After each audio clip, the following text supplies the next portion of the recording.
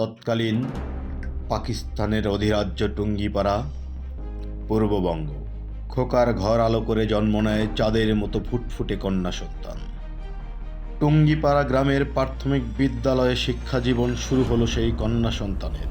1956 সালে পরিবারের সাথে ঢাকায় গিয়ে টিকাটুলির নারী শিক্ষা মন্দির বালিকা বিদ্যালয়ে, এরপর গভর্নমেন্ট ইন্টারমিডিয়েট গার্লস কলেজ এবং আজিমপুর গার্লস হাই স্কুল বিদ্যালয়ের পর্যায়ের শিক্ষা সমাপন করেন।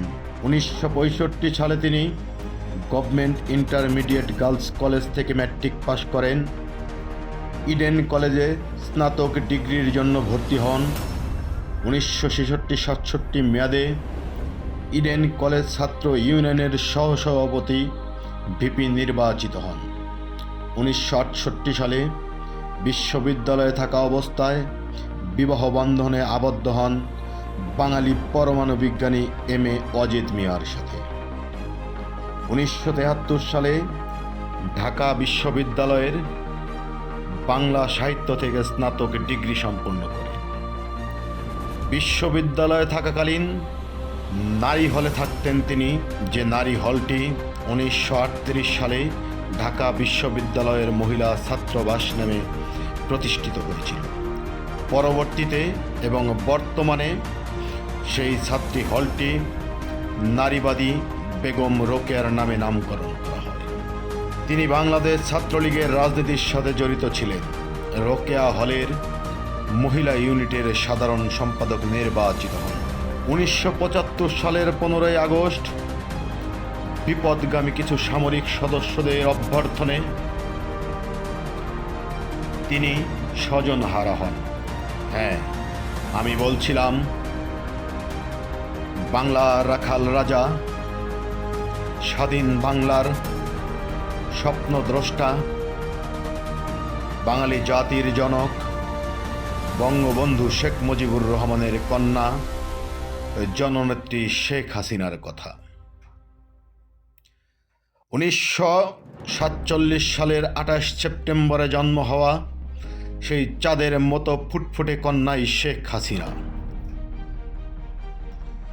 75-এর সময় বঙ্গবন্ধু শেখ মুজিবুর রহমানের আরেক কন্যা শেখ রেহানা শেখ হাসিনা তার পরিবারের সদস্যদের নিয়ে পশ্চিম জার্মানিতে অবস্থান করাকালীন তিনি তার সকল পরিবারের অন্যান্য সদস্যদের হারান।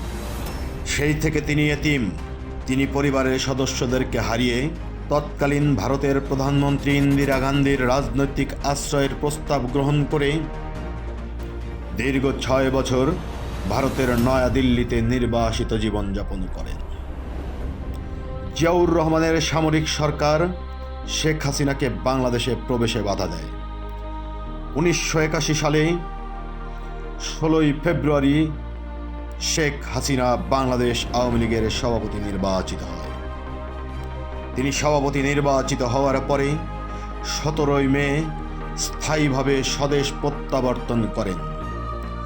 বাংলাদেশ আওয়ামী লীগের লক্ষ লক্ষ আওয়ামী লীগের সৈনিকের কাছ থেকে সেদিন সে স্বাগতম লাভ করে।